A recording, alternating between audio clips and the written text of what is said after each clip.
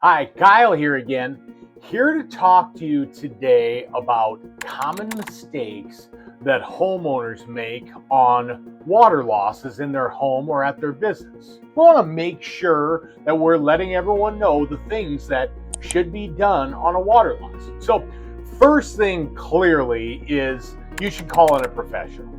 If nothing else, crew will come out and do a free assessment for you on your water loss.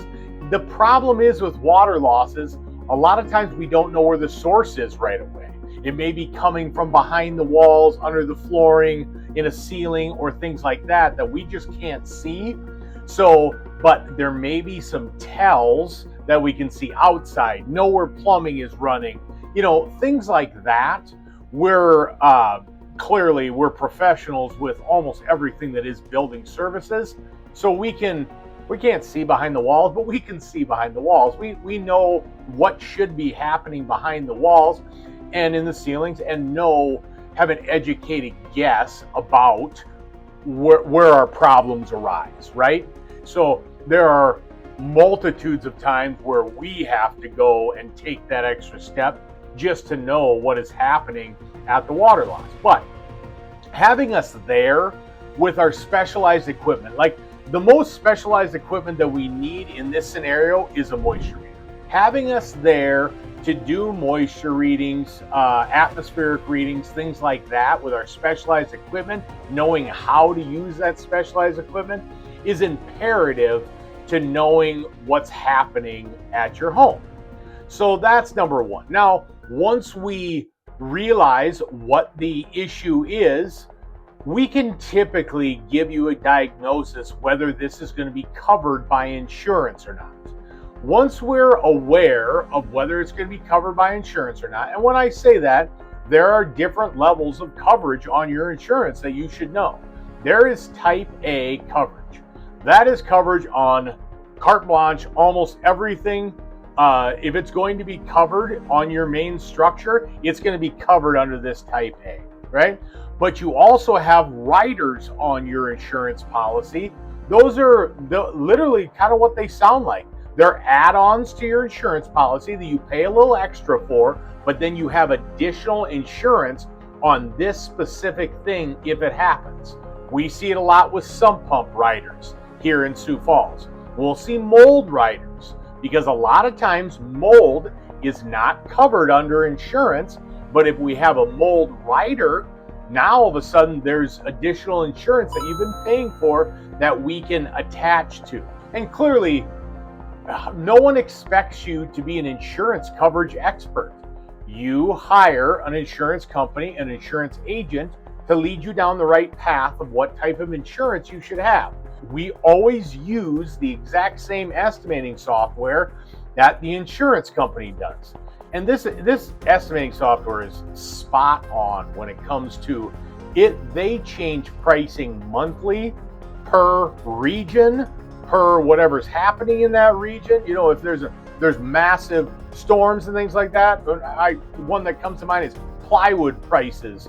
One year when they had a big freeze down in Texas, plywood prices went through the roof. Immediately our plywood pricing here in Sioux Falls, because it was a national shortage, went up, and we could charge more because it was costing us more, but it was almost immediate. That's how good this estimating software is, and it's used by almost everyone in the industry, in the insurance industry, because of those reasons.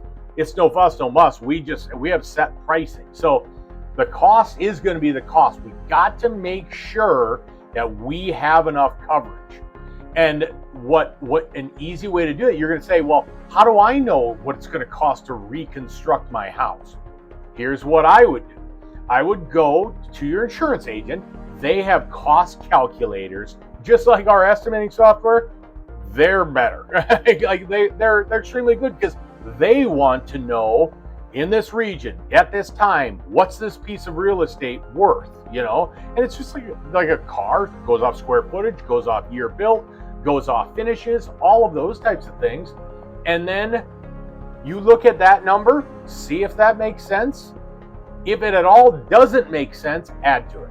And another one that I haven't discussed yet is code upgrade insurance. Now, what this means is, assume that electrical becomes a big one all the time, because they change the electrical codes literally every single year. The electrical codes change.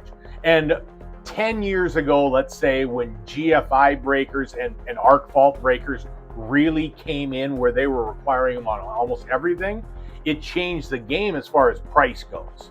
So if you had a pre-wired house from that time, and all of a sudden you had a loss and we had to upgrade it to these new arc faults, GFIs, all of this, well, there was a pretty substantial expense to that. The insurance company is not required to pay for that difference. They're required to put it back to what it was, what code was at that time, but all this additional code, they're not going to pay for unless we have code upgrade insurance on our insurance policy. That's extremely important. All right, so after that, clearly we're going to use the most state-of-the-art equipment to dry out a structure that's on the market. We have specialized commercial equipment that's specially made to dry out. We have ICR standards that we abide by with our drying techniques to confirm that everything is dry when we leave your home or when we're ready for the reconstruction process. Also, IICRC guidelines. This is our national binding agency for water, fire, smoke restoration. Our IICRC guidelines guideline us on what needs to be demoed and what can be salvaged as well.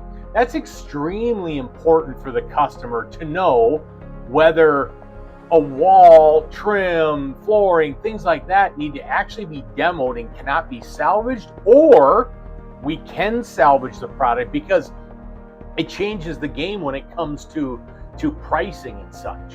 So as far as the pricing on the entire process, because clearly to salvage a piece, it may cost a little more in the demo stage, getting it off the walls, because we've got to salvage it, save it, make sure it's cleaned up properly, and then store it off site potentially. If we're demoing it, it's probably cheaper on the front side, but far more expensive on the back side when we're trying to put it back together, because you got to buy the product, finish it, get it installed, things like that. Like it's 3 to 5 times the money. So any dollar amounts that we can save the insurance company and or the customer, those are the standards that we live by.